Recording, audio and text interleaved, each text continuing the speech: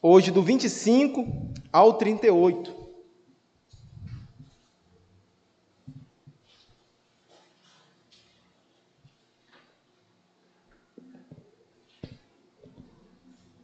Lucas 1, na verdade, 26. Mas nós vamos ler a partir do 26, terminamos na última quarta, no verso 25, e hoje nós vamos dar continuidade ao 26.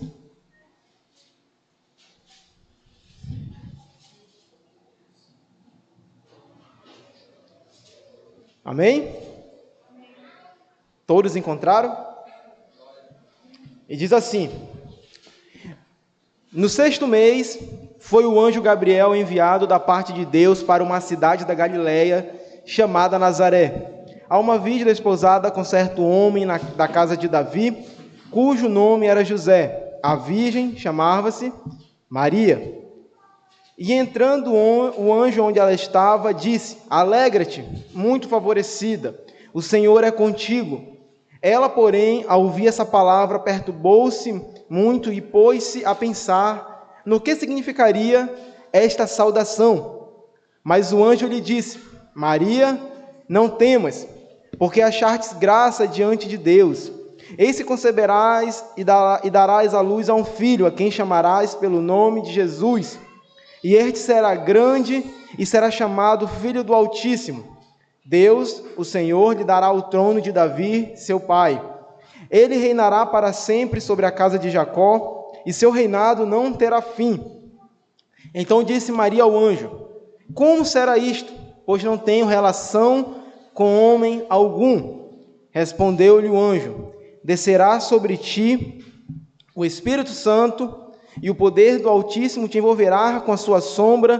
Por isso também o ente santo que há de nascer será chamado Filho de Deus.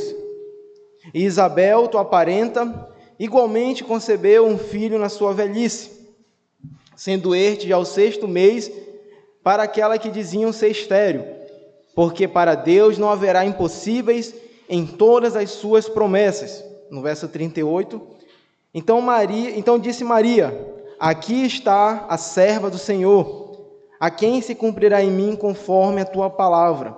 E o anjo se ausentou dela. Baixe sua cabeça, vamos orar. Pai, te apresentamos essa mensagem, que nos dê, Pai, sabedoria, nos dê entendimento, nos dê humildade para entendermos o teu evangelho, Pai. Pai, nos ensina, Pai, a andar no caminho da pureza, no caminho da santidade, Pai. Pai, pedimos perdão, Pai, por todas as vezes, Pai, que nos gabamos de nossa imoralidade, que nós gabamos, Pai, de nossos pecados. Pai, somos gratos por poder ouvir o teu evangelho, por poder ouvir da tua palavra, Pai. Que a palavra de hoje, Pai, se aplique todos os dias nas nossas vidas, Pai. Que não seja apenas um sermão que venhamos ouvir, Pai, mas que venha ser um evangelho que venha transformar a nossa vida de glória em glória, Pai. Desde já, Pai, traga em segurança aqueles que estão chegando à tua casa e nos dá, Pai, o entendimento conforme o teu Espírito, Pai. Amém. Amém, igreja? Vamos continuar. Eu não sei se o slide é o controle. Ah, tá, pensei que estava aqui. Mas o verso 26 começa o seguinte: no 6º mês, obrigado, mãe. No 6º mês, foi o anjo Gabriel enviado da parte de Deus para uma cidade da Galileia chamada Nazaré. Igreja, muitas das vezes nós temos uma relação um pouco desequilibrada com essa personagem que nós vamos falar hoje, Maria. Geralmente, quando nós ouvimos falar de Maria, o que nós pensamos? Deixa para os católicos. Maria dos católicos, nós protestantes, aqui nós não falamos de Maria, aqui nós nem, como é que eu posso dizer, nós nem lemos sobre Maria, porque nós somos Jesus, né? Então fica um pouco de desequilíbrio. Só que por outro lado, Maria também pode se tornar uma personagem na história venerada, né? Alguns podem olhar para Maria e adorarem Maria e exaltarem Maria, conforme fazem com Deus. Só que no contexto bíblico não é uma coisa nem outra.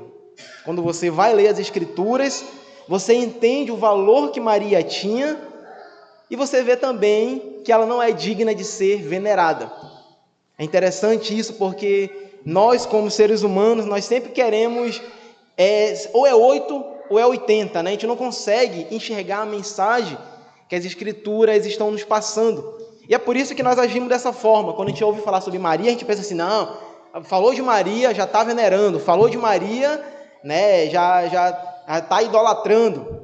Só que nós vamos para as Escrituras, especificamente hoje, nesses versos, você vai ver essa personagem bastante relevante nesses versículos, porque o texto, esses textos, eles nos mostram Maria como exemplo de fé, como uma mulher piedosa, como uma mulher que andava nos caminhos de Deus, uma mulher que se guardava, e você vê como que Maria também é e foi um exemplo também para a nossa vida como cristãos. É por isso que o texto, é interessante isso, porque o texto, você que veio na última quarta, você vai entender isso, porque o texto ele faz um paralelo. Você lembra dos últimos personagens? Zacarias e Isabel. Hoje nós vamos dar um pouco mais de ênfase entre José e Maria. Então, o anjo Gabriel, só recapitulando o que foi falado na última quarta, o anjo Gabriel ele aparece a ambos, né? Anuncia o nascimento de um filho e dá o nome da criança. Os dois, isso que é interessante, porque os dois receberam a mensagem que ia ter um filho, os dois ficaram impactados, só que os dois agiram de maneira diferente. Os dois agiram, um conforme, digamos assim, a vontade de Deus, e outro conforme a sua incredulidade. É interessante porque Maria, diferente de Zacarias, ela responde com fé. Você vai entender isso um pouquinho mais na frente. Porque ambos eles recebem um sinal. Zacarias, você vai ver um pouco mais na frente também. Na verdade, você já viu, mas vai contar um pouco mais na frente, que Zacarias ele fica mudo, né? E Maria recebe a confirmação por meio da gravidez de Isabel. Então, Lucas, o escritor Lucas, ele vai construir esse paralelo para mostrar, primeiro, a grandeza de Cristo, mas também para destacar a fé de Maria. E como um exemplo também para nós. Você pode, como eu disse, a gente olha com Maria muitas vezes com preconceito. Você olha para a personagem Maria e você olha assim, não quero saber nada dela porque ela é dos católicos. Só que não é dos católicos, ela é da Escritura. Amém? Então vamos voltar para o texto, no verso 26. E diz assim: no 6º mês foi o anjo Gabriel enviado da parte de Deus para uma cidade da Galileia, chamada Nazaré, a uma virgem desposada com certo homem da casa de Davi, cujo nome era José. A virgem chamava-se Maria. Por que no 6º mês, igreja? Por que o Lucas ele continua no 6º mês? Você pode pensar assim, porque era no 6º mês do ano. Só que quando você vai ler o contexto, é no 6º mês da gravidez de Isabel, na gravidez no caso de João Batista, né? Quando João Batista estava sendo gerado. Então esse 6º mês que o autor, que Lucas coloca, não é o 6º mês do ano ou algo do tipo, mas é o 6º mês da gravidez de Isabel de João Batista. Então, parente de Maria, para quem não sabe, é interessante porque você lê assim, né, você pode ficar um pouco perdido, mas por que 6º mês? Mas, explicando de maneira mais direta, é 6º mês da gravidez de Isabel, lá de João Batista. Então, essa é a noção de tempo aqui. É interessante porque fala também aqui, no 6º mês, eu deixei grifado, você pode grifar na sua Bíblia, foi o anjo Gabriel. Lucas, você lembra quem foi o anjo que chegou com Zacarias e com Isabel para falar do filho? O anjo Gabriel. E mais uma vez ele aparece aqui, ele já havia narrado o nascimento de João Batista. Então o anjo Gabriel ele aparece a Zacarias e anuncia que a sua esposa Isabel vai estar grávida, estaria grávida, e de fato ela concebe e passa a ver uma vida recolhida. Você lembra disso, do último capítulo, do último verso? Ela passa a ver uma vida recolhida durante algum tempo. Aí foi explicado também na última quarta. Agora, o interessante também, igreja, não sei se dá para você ler, mas o texto ele diz o seguinte: foi o anjo Gabriel enviado da parte de Deus para uma cidade da Galileia, chamada Nazaré. Aqui entra um pouco de discussão quanto a respeito da tradução, porque cidade, quando eu falo para você assim, cidade da Galileia chamada Nazaré, o que você pensa com cidade? Você pensa logo uma cidade mesmo, né? Uma cidade movimentada, uma cidade estruturada, uma cidade que você olha assim, poxa, é cidade. Só que quando você vai olhar para o contexto e para a localização, a cidade aqui não é a cidade que nós estamos pensando que é. Não é uma cidade, tipo assim, Manaus. Não é como se fosse Manaus essa cidade. Mas a cidade da Galileia, chamada Nazaré, era uma cidadezinha bem pequena. Pense aí num interiorzinho, pense em uma vila. Era como se fosse uma vila, essa cidade chamada Nazaré. E é interessante porque o texto bíblico, você vai ver na tradução, ele bota, né? Ele coloca, né? Chamada de cidade. Mas, na verdade, quando você vai ver na geografia, né? No contexto geográfico, você vê que, na verdade, Nazaré era um povoado simples, né? Era um povo mesmo, para você ter noção, os historiadores, eles colocam como uma insignificante vila, essa é a expressão, para você ter noção como que era conhecido Nazaré pelos historiadores, né, pelas pessoas que estudavam a questão geográfica. E onde ficava Nazaré? Para que você entenda. Nazaré ficava em torno de 75 a 100 quilômetros ao norte de Jerusalém. Você consegue perceber o quanto que Nazaré era longe das cidades, da parte comercial? Ou seja, Nazaré, eu quero que você entenda bem isso, esse contexto da cidade, porque Nazaré, ela era tão obscuro que ela não aparece no Antigo Testamento, nem em escritos judaicos, os escritos judaicos importantes. Por quê? Porque ela ficava fora das principais rotas comerciais. Então, quando você ia ver Nazaré, Nazaré era aquela cidadezinha distante, aquela vilinha distante mesmo, e não ficava perto das rotas comerciais. E também a Galileia, não sei se você já ouviu essa pronúncia, mas Galileia também era, Nazaré, a Galileia, na verdade, melhor dizendo mesmo, era conhecida como Galileia dos gentios, porque Galileia era tão próximo dos judeus, que ele já falava assim, Galileia dos gentios. Então, você consegue observar isso? A simplicidade, né, aquela distância do que nós estamos acostumados a ver. Nós pensamos que, não, o Filho de Deus tem que vir, né, pensa numa cidade, tem que vir em Nova York, tem que vir numa cidade, né, chamativa, tem que vir em algo que salte os olhos. Mas você vê o Filho de Deus em Nazaré, em uma cidade distante, que nem era considerada uma cidade, mas sim uma vila. Então, quando Deus, em sua soberania e vontade, Ele escolhe essa cidade, essa vila, mostra que a vinda dele, o poder dele, a sua vontade, não está ligada a centro de poder, não está ligado a prestígio, mas revela, quando você olha essa questão da localização, revela para nós também um Salvador para todos. Não é um Salvador somente para a parte nobre, somente para os ricos, somente para determinado povo. Só que você vê a humildade, né? Essa graça mesmo. Então, mostra também, isso é interessante, o alcance universal da salvação para todos os povos, né? Para todas as raças, para todas as etnias, culturas. Então, né, para você entender um pouco dessa localização da cidade, é importante que você entenda isso. Só que agora, ele vai trazer dois personagens. Primeiro, José e Maria. Quem são esses? Quem é José? Quem é Maria?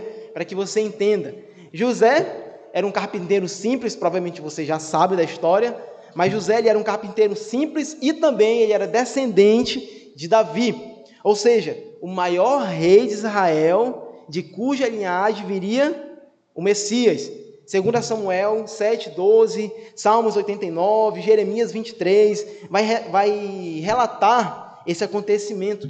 É interessante, a gente vai estudar um pouquinho, acredito que é no capítulo, acho que é no capítulo 3, que vai vir a linhagem Nós vamos estudar um pouco sobre a questão, você geralmente pula, né? Você está lendo na sua casa e você vai ver assim, que era esse filho daquele, que era filho daquele, e você olha assim, meu Deus, né? Você não pule, tá, irmão? Leia também, tente entender, para que você consiga entender o contexto daquilo que está sendo falado.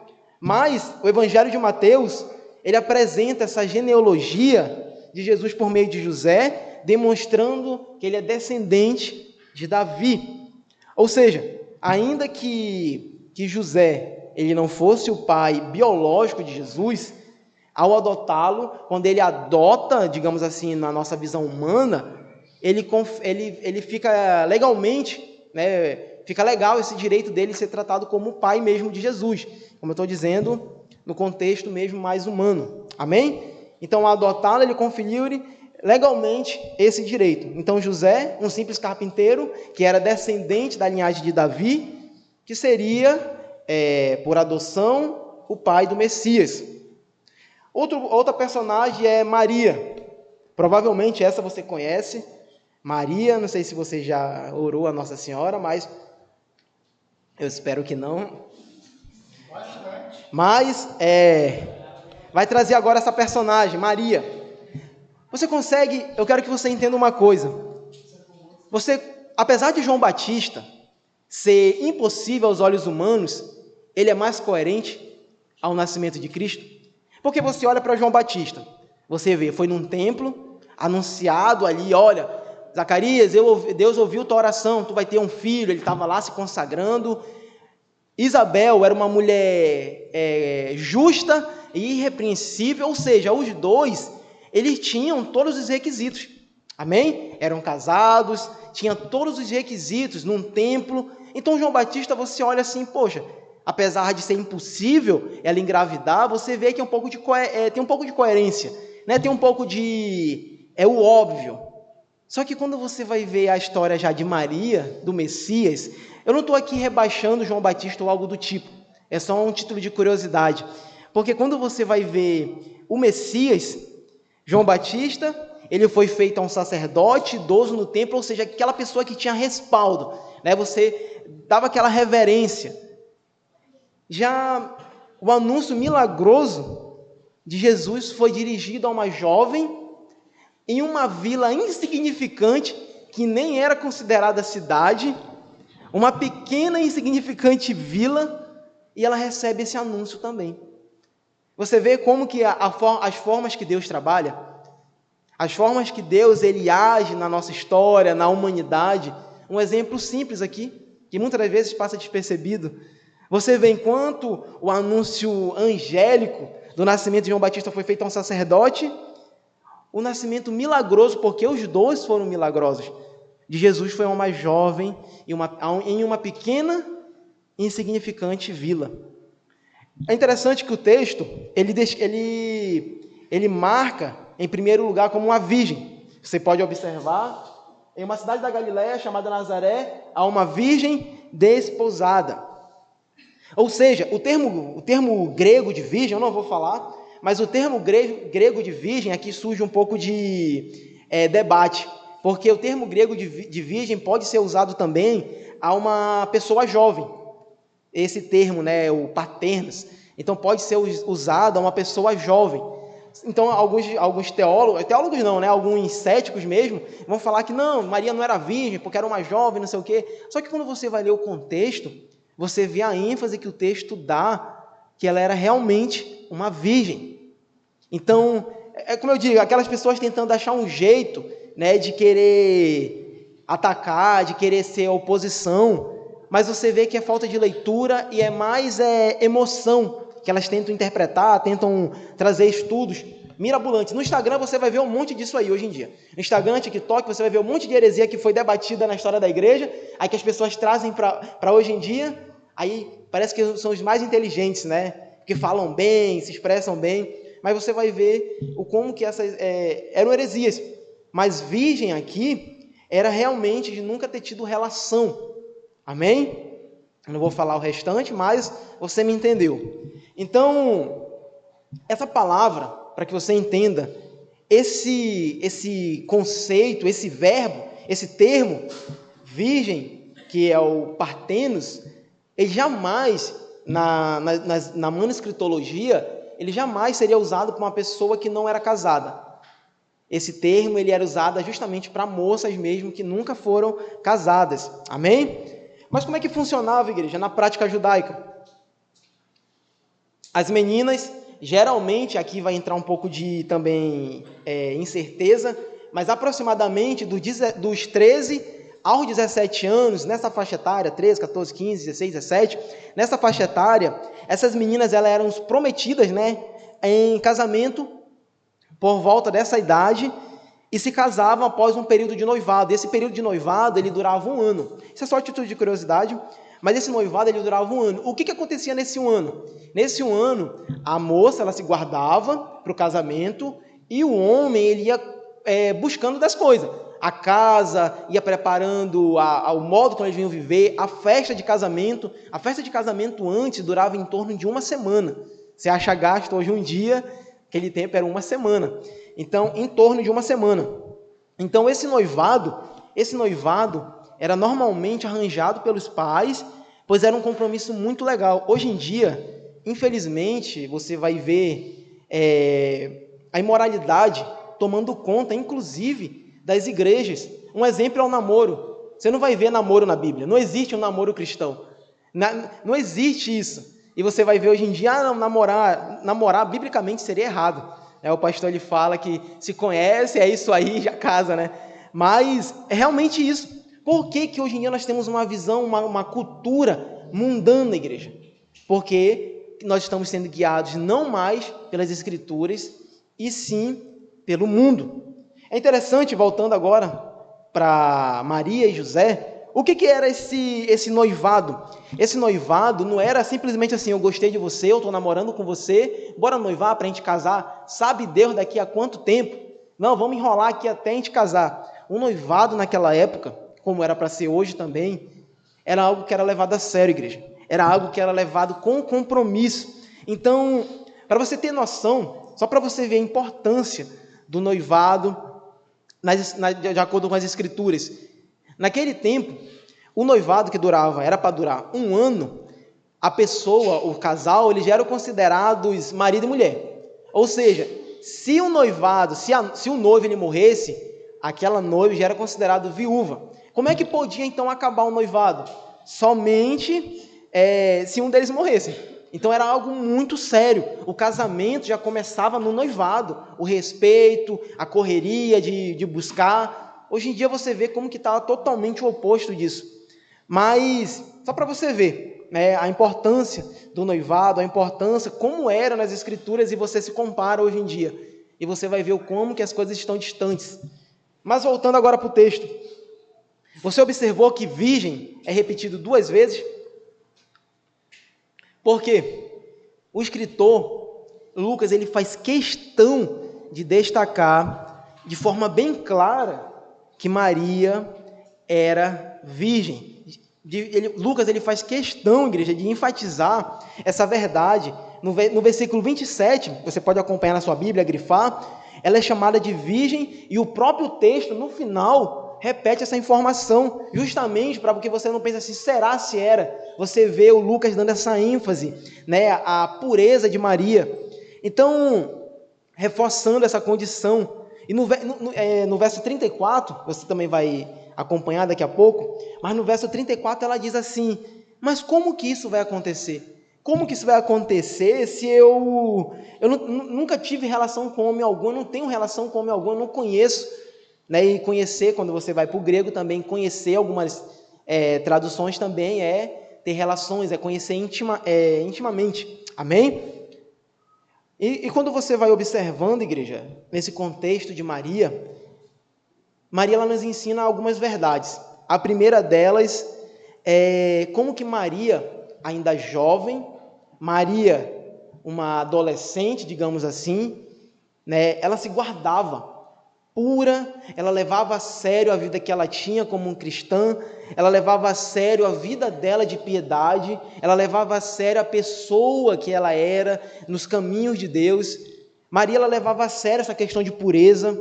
É interessante porque ela se apresenta na Bíblia Para você ter noção disso, Maria se apresenta na Bíblia como um exemplo de pureza. E hoje em dia, a gente olha para o mundo hoje. Hoje em dia, a imoralidade ela é destacada.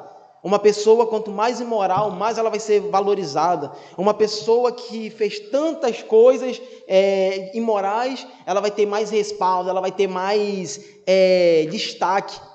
E você vê que a Bíblia não, como é que eu posso dizer, mas a Bíblia não vai dar ênfase para pessoas assim. A Bíblia dá ênfase, a Bíblia ela guarda a pureza, ela guarda a santidade. E fica assim um exemplo para a nossa vida. Será se assim como Maria, eu como um cristão, eu me guardo também em santidade, em pureza, eu fujo desse tipo de pecado? Será se eu como Maria, eu fujo da pornografia, eu fujo da indecência, eu fujo do adultério? Porque você pode pensar assim, não, aqui só está falando da pureza do casamento. Mas Maria também dá um exemplo para a nossa vida de pureza também, de santidade, de santificação a cada dia como um cristão piedoso. Então, você vê esse exemplo de Maria dando ainda mais clareza de uma pessoa que valorizava a pureza, de uma pessoa que valorizava a santidade, igreja. Outro ponto interessante é que Lucas ele não vai dar muito detalhe de Maria. Não sei se você observou isso, mas em Isabel e Zacarias, o Lucas ele fala, eram o quê? Bora ver se você lembra, justos e irrepreensíveis, né? Lucas ele deixa bem claro, o escritor ele deixa bem claro como que aquelas pessoas eram vistas por Deus. Só que Maria, ele não dá muito detalhe. Quando chega em Maria, ele apenas informa, o nome da virgem é Maria, né? É isso que é interessante, porque diferente de Isabel e Zacarias, ele não acrescenta elogio. Diferente de Zacarias e Isabel, ele não dá muita ênfase para a pessoa que ela era. Mesmo você sabendo que ela era uma pessoa piedosa, que era uma pessoa justa, que era uma pessoa que andava nos caminhos de Deus. E agora por quê? Por que Lucas ele não dá muito detalhes? Possivelmente, isso aqui eu não vou afirmar, mas possivelmente Lucas ele não dá muito detalhes sobre a vida de Maria, nesse quesito aos olhos de Deus, para que não viesse qualquer interpretação, né, que levasse uma veneração indevida. Agora, se com quase nada de detalhes, digamos assim, já tem essa veneração, essa adoração por Maria, imagine se tivesse, né? Então, Lucas ele não dá muito detalhe de Maria justamente para evitar essa veneração indevida, que hoje, infelizmente, tem muito por parte também dos católicos romanos, né, que eles veneram. Você vai entender um pouco mais na frente sobre essa questão dos católicos e também de Maria. Agora no verso 28, igreja. Diz assim: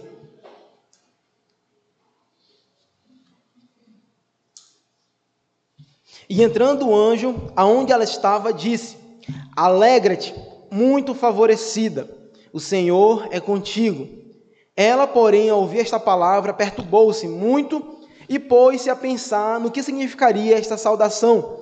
Mas o anjo lhe disse: Maria, não temas, porque achartes graça diante de Deus. No verso 28, você observa entrando o anjo. Alguns teólogos, alguns historiadores também vão dizer que a Maria estava na sua casa, possivelmente sozinha, fazendo os seus deveres de casa, né, como uma jovem que arruma, que está ali sempre, né, fazendo as suas atividades, e o anjo entra. Né, o anjo entra onde ela estava, na sua casa, como eu disse, possivelmente. E ele diz, né, alegra-te, muito favorecida. A palavra do anjo a Maria, você observa isso que foi uma simples saudação, né? Como se fosse um olá. Ele entra e diz assim, olá, né? Só que agora ele fala, alegra-te, muito favorecida. É uma saudação isso aqui. Então, você vê que, diferente de Zacarias ele entrou em pânico, né? Ao ver Gabriel, Zacarias ele olha assim, meu Deus do céu, né? Já entra em pânico. Só que a abordagem do anjo com Maria foi mais tranquila. Eu quero que você observe isso, porque com Zacarias, essa abordagem, ela muda um pouco. Porque com Zacarias, ela foi um pouco mais, digamos assim, de pânico, quando Zacarias vê. Só que com Maria é um pouco mais tranquila. E essa introdução, né, essa saudação simples, seguida de uma bênção, provavelmente, quando você lê, provavelmente o anjo entrou, deu uma saudação e trouxe a ela segurança, trouxe a ela calma.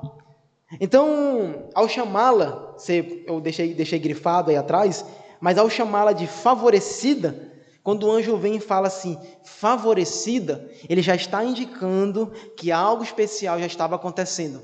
Algo especial já estava ali, né, acontecendo. É por isso que o anjo já fala, favorecida, já vem já acalmando, já vem trazendo segurança a ela. E aí que entra a famosa oração, Maria cheia de graça, né? Entra o Ave Maria, eu não sei como é que você chama, aí já entra, né, o Nossa Senhora, já entra toda essa interpretação. Por quê? Porque favorecida, né? Maria cheia de graça, porque ao se dirigir a Maria, ele diz, favorecida. Quando ele diz favorecida, o anjo lhe deixa claro que Maria ela não tinha nada a que temer. É tipo assim, fica tranquila, tu é favorecida, fica tranquila. Só que, pelo contrário, ela não tinha nada a temer, mas ela seria destinatária da graça de Deus. Mas por que ela seria essa destinatária? Por que ela seria esse alvo da graça de Deus? Não era por mérito, não era por quem ela era, não era principalmente pela sua localização, porque você viu a cidade onde ficava. Então não era nada envolvendo o que ela era, mas ela é favorecida por causa de Deus, a simples graça de Deus, a simples vontade soberana dele. Então, assim como todas as outras pessoas, assim como eu, assim como o pastor, assim como qualquer um que está aqui, Maria também era pecadora. Esse aqui é um soco muitas das vezes na cara de um católico, na cara de alguém que venera Maria. Porque Maria também era pecadora. Maria também necessitava da graça divina. E isso não tinha algum mérito nela, não tinha nada em Maria que a colocava acima dos demais. Então, venha, né, a oração Ave Maria por causa dessa saudação do anjo. Então, a saudação do anjo, essa saudação, esse começo, ele acabou servindo de base para essa oração. Então, essa interpretação, por que surgiu, então, né, a oração Ave Maria? Por que surgiu? Por causa de uma interpretação. Se você for na sua casa, você for ler na Bíblia Católica, você vai ver isso. Mas na tradução Vulgata Latina, um pouco mais diferente, ele vai usar a expressão gratia plena, nesse cheia de graça, né? Traduzindo cheia de graça. Então, a partir disso, desse gratia plena, que da saudação do anjo, é que surge a ideia de que Maria, por causa dessa saudação e de uma interpretação que uma pessoa e os estudiosos fizeram, distante daquilo que é a verdade, digamos assim, né? Surgiu essa ideia de que Maria agora, ela possui alguma plenitude da graça, e que agora Maria ela pode distribuir graça para os outros. É interessante porque alguns papas da história, eles vão dizer que Maria, por causa dessa saudação, ela era dispensadora de todos os dons adquiridos por Cristo.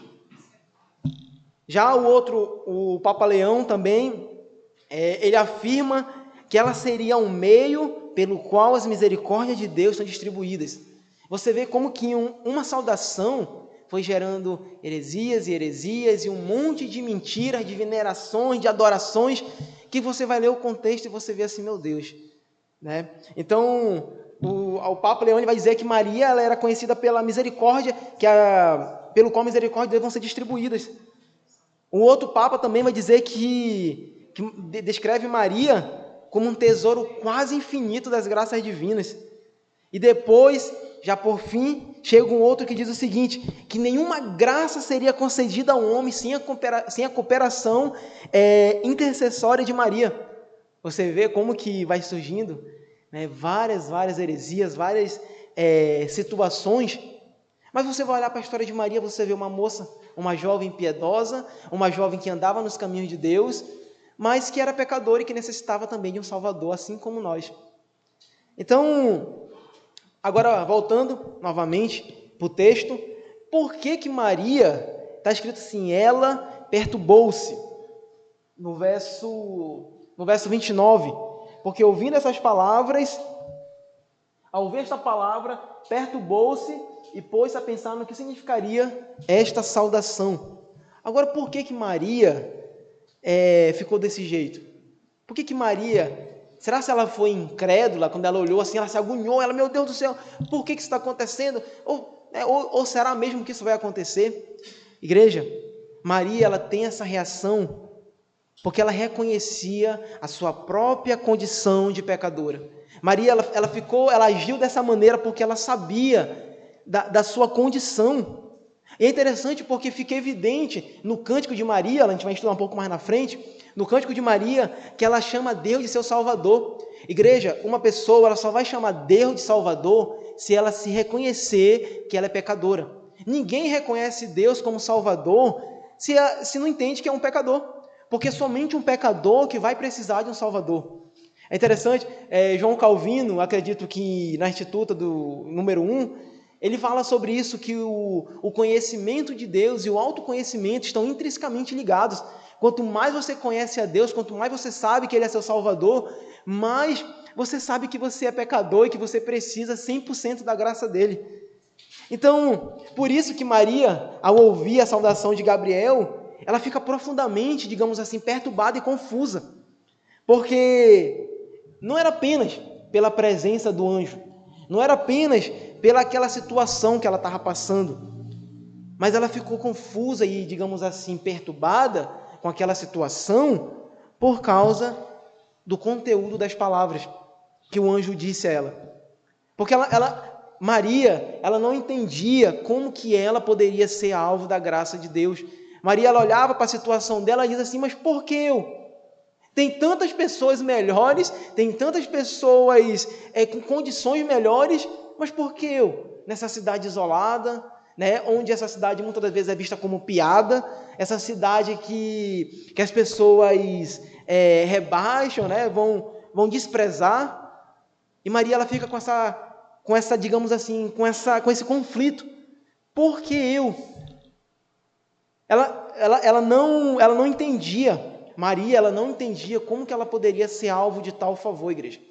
Maria, ela não entendia por que ela. É por isso que ela age dessa maneira, ela age assim.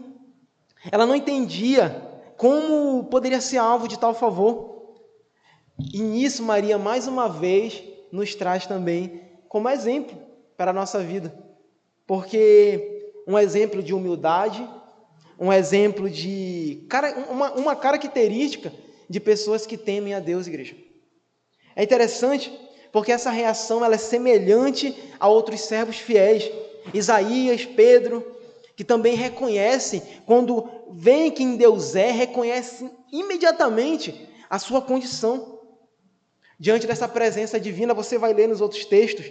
Só que Maria, entenda isso, igreja, Maria não era incredulidade, mas era a consciência de quem ela era diante de Deus. Ela olhava assim, meu Deus, essa minha condição, eu sei quem sou, fui favorecida por tal favor. Não, ela age dessa maneira. Só que se fosse hoje em dia, se um anjo chegasse para alguns crentes, eu vou nem falar para você, mas você é favorecido e você vai passar por isso e isso, o que as pessoas falariam? Até que enfim Deus reconheceu meu valor. Até que enfim, meu dia, poxa, eu estou na igreja quarta, domingo, segunda, eu faço faculdade de teologia, eu estou no seminário, eu faço um monte de coisa, até que enfim Deus está fazendo alguma coisa por mim, até que enfim eu fui favorecido. Se fosse hoje em dia, infelizmente, por essa cultura, como eu disse, falou, até que demorou muito para me ver aqui. Só que Maria é diferente, ela olha assim, Deus, ela fica confusa. E como eu disse, muitas das vezes, nós achamos que por nós sermos piedosos, por nós servirmos a Deus, por nós estarmos aqui no culto, e ser aquela pessoa que faz tudo, que dizima, que dá dinheiro para os pobres, que canta, que está na igreja fazendo um monte de coisa, a gente acha que a gente tem algum direito de merecer algo de Deus. Nós não merecemos, igreja, nós não merecemos. E o pastor, ele usa a expressão, nós somos como servos inúteis. Ele usa a expressão do versículo, como servos inúteis. Estamos aqui fazendo, outra frase também do pastor, nada além da nossa obrigação. Se você está aqui num culto, se você está lendo sua Bíblia, se você está orando, isso é mais do que sua obrigação. E Deus não vai te dever nada por isso. Então, voltando para o texto, diz o seguinte, Maria, não temas. Para acalmá-la, o anjo Gabriel lhe diz: não temas, explicando que ela havia encontrado graça diante de Deus. Assim como Noé, que achou favor aos olhos do Senhor, Maria, igreja, ela não foi escolhida por mérito próprio, ela não foi escolhida por quem ela era, mas pela graça soberana de Deus. E por causa que ele decidiu, simplesmente assim, pela sua vontade soberana, porque ele decidiu usá-la em seus propósitos redentores. Então, Maria, quando você olha para as Escrituras, você não vê Maria como alguém que se exalta, como alguém que busca veneração, mas você vê Maria como uma humilde serva, uma pessoa simples, uma pessoa piedosa, uma pessoa que se guardava em santidade, uma pessoa pura, digamos assim. Então, Maria não foi escolhida por quem ela era, mas porque quem Deus é. Simples. É difícil a gente entender isso muitas vezes, né? No mundo, um mundo onde a meritocracia, onde você merece, onde você vai dar a volta por cima, né? Onde você vai sentar na mesa dos reis, os seus inimigos vão lhe aplaudir, você está sempre por cima de todo mundo. Você vai para as Escrituras e você vê uma simples serva humilde. Amém? No verso 31, diz assim: eis que conceberás e dará à luz a um filho, a quem chamarás pelo nome de Jesus, e este será grande e será chamado Filho do Altíssimo. Deus, o Senhor, lhe dará o trono de Davi, seu pai, e ele reinará para sempre sobre a casa de Jacó, e seu reinado não terá fim. Então disse Maria ao anjo: como será isto? Pois não tenho relação com homem algum. Esse eis que conceberás, isso aqui é para tirar muito crítico e muito historiador, ou meios teólogos, digamos assim, para dizer que Jesus, ele não passou pelo ventre, ele já foi do céu para a terra e pronto.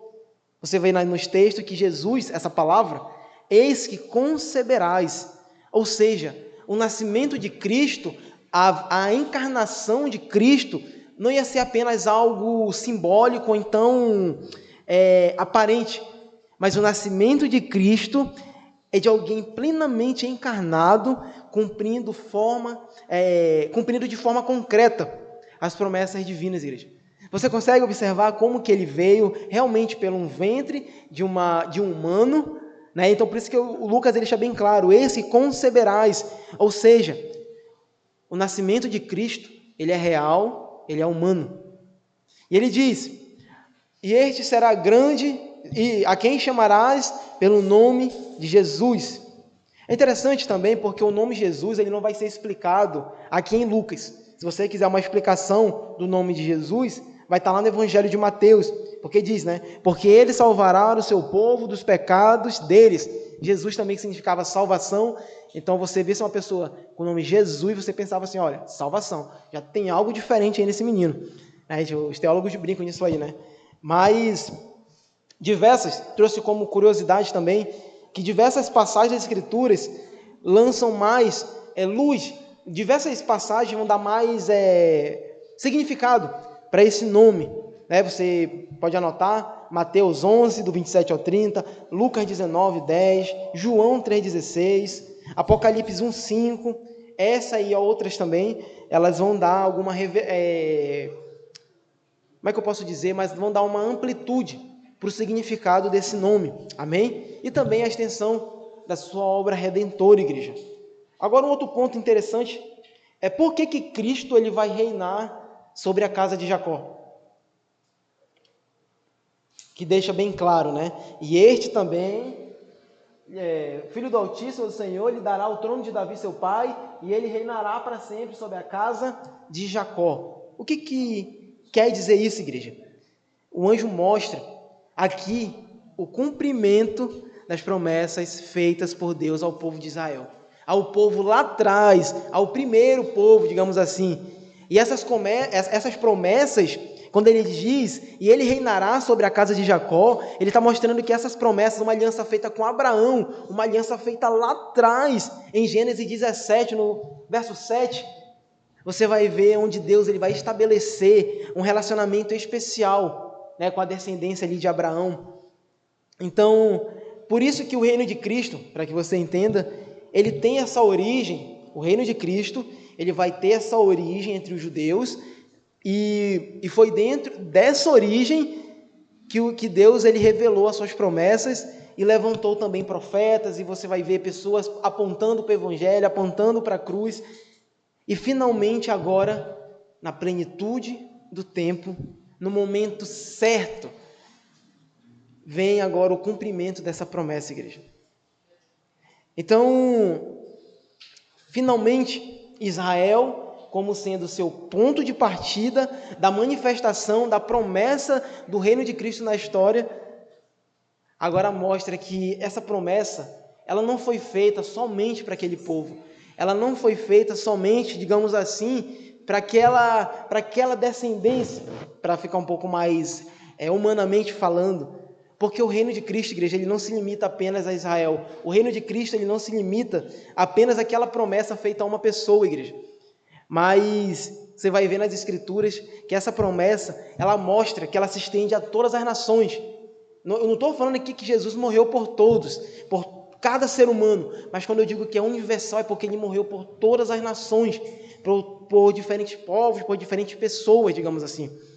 Então, existe, para que você entenda só esse verso, porque existe uma ordem, não sei se você percebeu, mas os judeus, como, digamos assim, uma prioridade nesse plano, né, uma espécie de primogenitura, como os primeiros, os judeus, só que depois essas promessas foram dadas primeiro a eles e depois se estende a todos. Amém? Em Salmo 110 também você vai encontrar um pouco mais sobre isso. Agora, voltando para Maria, e ela disse: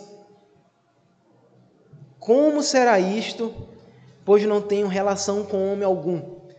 Você viu que o último que perguntou como que isso ia acontecer, ficou mudo. O último que perguntou, já foi, como é que eu posso dizer, já foi corrigido na mesma hora. Por que Maria, então, ela pergunta e não acontece nada com ela? Por que será que em Lucas 1, quando nós vamos ver também em Zacarias, ambos fazem a pergunta ao anjo. Ambos têm uma dúvida, você consegue perceber isso? Ambos têm essa dúvida. Só que você observa com atitude diferente, igreja. Ambos perguntaram a mesma pergunta, mas com respostas diferentes. Ambos tiveram a mesma pergunta, digamos assim, mas foram respondidos de maneira diferente, igreja. Você vê que Zacarias, ao ouvir que ia ter um filho, não sei se você lembra da última quarta, Zacarias, quando ele ouve que vai ter um filho, a primeira coisa que ele faz, se fosse você, digamos assim, eu quero imaginar que sim, fosse você ia cair de joelho, ia agradecer a Deus, ia dar ações de graça. Acho que você não ia duvidar não, né? Você bem velhinho, assim, chega um anjo e faz você ter um filho, eu acho que você não iria duvidar. Mas Zacarias, ele duvida. Zacarias, ele age com incredulidade, porque Zacarias, ele olha para a situação dele, ele fala o seguinte: eu sou velho e minha mulher avançada em idade, a minha situação não está muito favorável não, então ele age com incredulidade. Só que Maria, por outro lado, ela fala o seguinte: como será isso, visto que eu não conheço homem, ou homem algum? Essa pergunta, igreja, de Maria, ela não é uma pergunta de dúvida. Ela não é uma pergunta de será mesmo, de incredulidade. Mas essa dúvida de Maria, ela questiona apenas porque ela quer entender como que isso vai acontecer. Você entende isso? Porque ela diz: tá, mas como que isso vai acontecer se eu não tenho relação, se eu não conheço homem algum? Ou seja, ela não questiona. O questionamento aqui, melhor dizendo, de Maria, não é um questionamento de incredulidade, igreja, mas é um questionamento de entender como que Deus vai realizar aquilo. Ela tinha fé, ela sabia que aquilo ia acontecer, mas ela pergunta: como que isso vai acontecer? É aquela questão mesmo de curiosidade. Então, um exemplo, você, uma pessoa com muito dinheiro fala para você: você vai ganhar um carro. É um exemplo.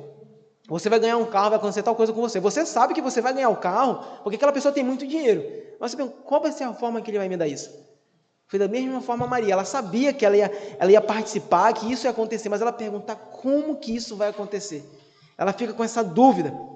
Então, essa pergunta, para que você entenda, essa pergunta, igreja, ela revela ainda mais como Maria era humilde e sincera, mesmo sendo ainda uma jovem, mesmo sendo ainda uma pessoa nova.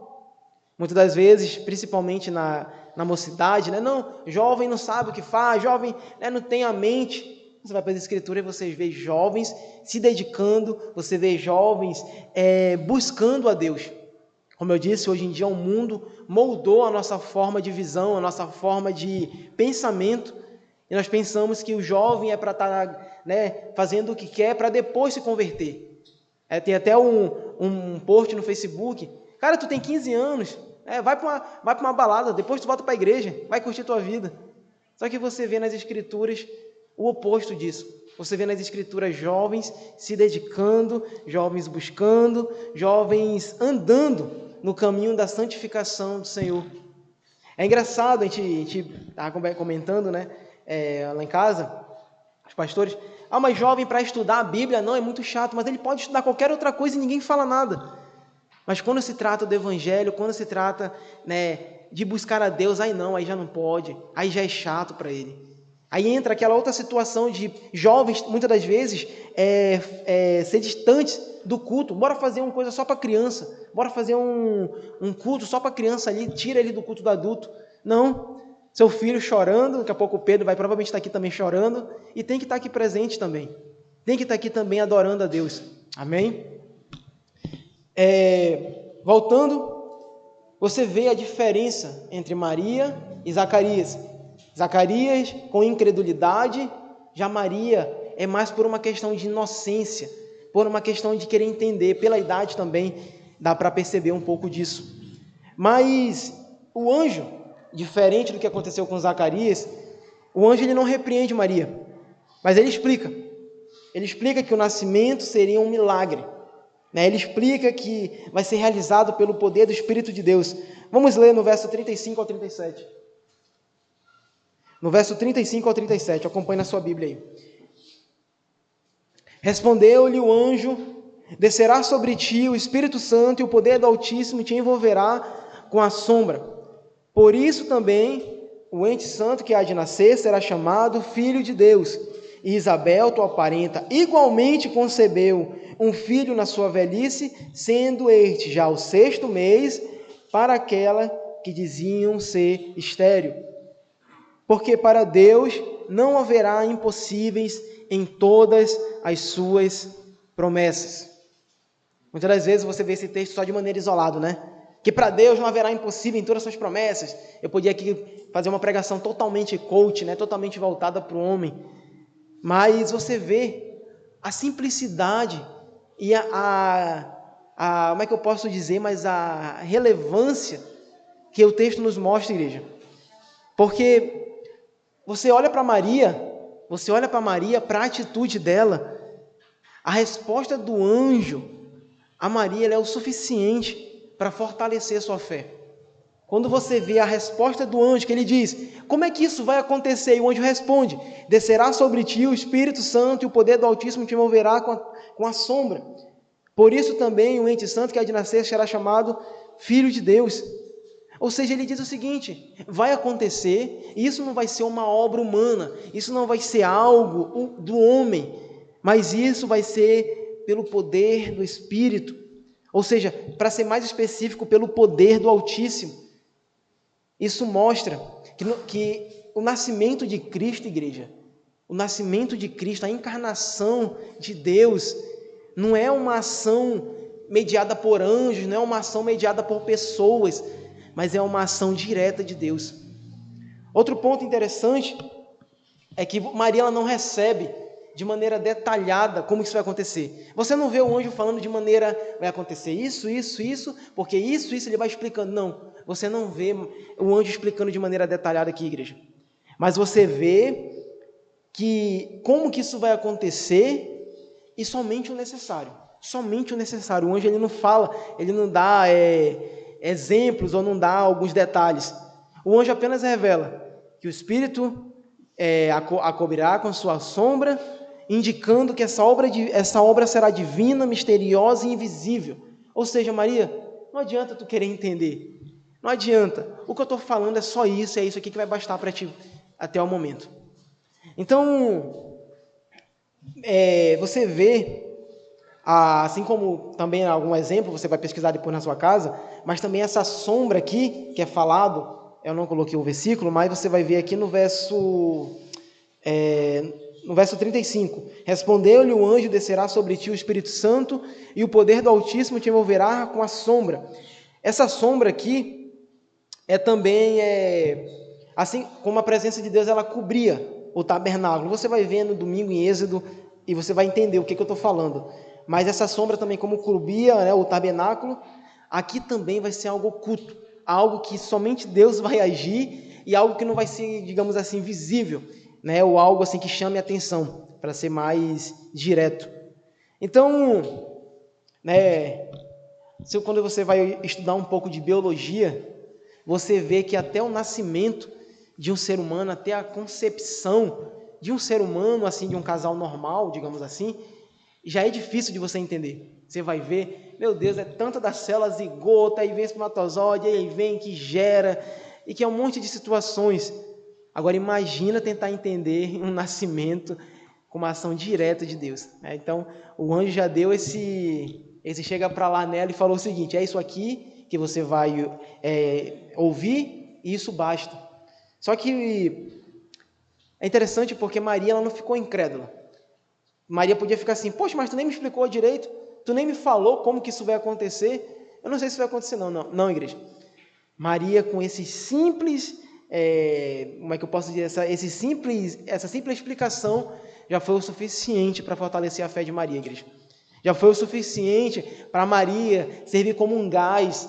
Isso aqui, igreja, também se aplica na nossa vida. Muitas das vezes nós queremos ir para um culto, nós queremos sentir, nós queremos uma explicação, nós queremos algo sobrenatural. Aí Deus não fala, e Deus dá só mesmo um pouco, digamos assim, aí você, não, o culto já não foi legal. Não, que culto chato, que culto, meu Deus. E você vê como Maria, é isso, e isso basta para mim, Pai. Então, Maria, para que você entenda, Maria aqui, igreja, ela não é chamada para entender tudo. Maria aqui ela não é chamada para ter as melhores explicações do anjo, mas ela é simplesmente chamada a crer. Ela é simplesmente chamada, isso vai acontecer e você tem que crer, Maria. Somente isso.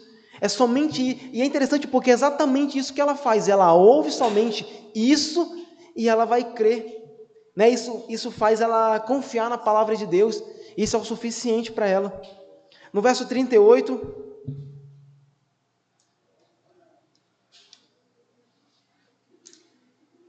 disse assim: então disse Maria: aqui está a serva do Senhor, que se cumpra em mim conforme a tua palavra. E o anjo ausentou dela. Você vê, depois de tudo que nós falamos, Maria ouve tudo e diz: aqui está a serva do Senhor. Aqui estou, faz a tua vontade. Mesmo ela sem ter a melhor explicação, mesmo sem ela saber como aquilo ia acontecer, sabendo que aos olhos humanos era impossível, ela diz: aqui, Senhor, está a tua serva, faz a tua vontade. Então, você vê como que Maria ela demonstra, igreja, uma fé ativa, como que Maria ela não apenas aceita aquilo que Deus prometeu, mas ela também deseja, mas também ela anseia por aquilo. Então, a fé que Maria nos ensina não é uma fé passiva, mas é uma fé ativa, é uma fé que concorda com Deus, é uma fé que também se apoia na sua palavra. Amém, igreja? Então, assim, igreja, como Maria, como essa serva, como essa mulher piedosa, assim como ela agiu, nós também devemos agir, igreja. Assim como ela reagiu conforme aquilo que foi dito, nós também devemos fazer. Como eu disse muitas das vezes, nós queremos as melhores explicações, nós queremos o sobrenatural, quando simplesmente a resposta tem que ser: está aqui teu servo, faz a tua vontade. Nós nos debatemos, nós vamos para um lado, nós vamos para o outro, porque nós não aceitamos a vontade de Deus. Só que o interessante, igreja, é porque Maria, ela aceita e ela deseja a vontade que Deus tinha, a vontade de Deus na vida dela. Porque se fosse, talvez, na vida de muitos, Maria vai acontecer isso, isso, isso. A Maria pensar assim: mas eu ser mãe? Mas eu tenho uma vida. Mas isso acontecer comigo? Não, eu não quero que isso aconteça comigo. Porque muitas das vezes, quando nós estamos carnais, na verdade, na maioria das vezes, digamos 99%, a vontade de Deus vai sempre colidir com a nossa vontade. Porque a nossa vontade vai ser sempre a carne, vai ser sempre nossos prazeres. E quando Deus fala: essa é minha vontade, aí você diz assim: não, mas não é isso que eu quero. Então, você vê esse exemplo: aqui está a serva do Senhor, que se cumpre em mim conforme a tua palavra. Muitas das vezes é muito difícil a gente falar isso na igreja. Muitas das vezes é impossível. Foi falado aqui, eu não lembro, acho que foi no seminário, qualquer trabalho, faculdade, relacionamento, qualquer a fazer, nos tira da presença de Deus. Qual é a vontade de Deus para a nossa vida? Congregue. Qual é a vontade de Deus para a nossa vida? Ande em santificação, busquem a santificação. Mas, muitas das vezes, a nossa resposta não é essa. A Bíblia diz: eu quero que vocês se santifiquem. Será que nós falamos assim: aqui está, Senhor, o teu servo, e faça a tua vontade? Muitas das vezes nós não falamos isso, igreja. Então, assim como esse exemplo de pessoas piedosas na Escritura, nós não devemos, igreja, questionar, mas nós devemos entregar tudo nas mãos de Deus. Entender que Ele é soberano, entender que Ele tem o controle, não nós, igreja. Amém? Chamar o pastor para finalizar.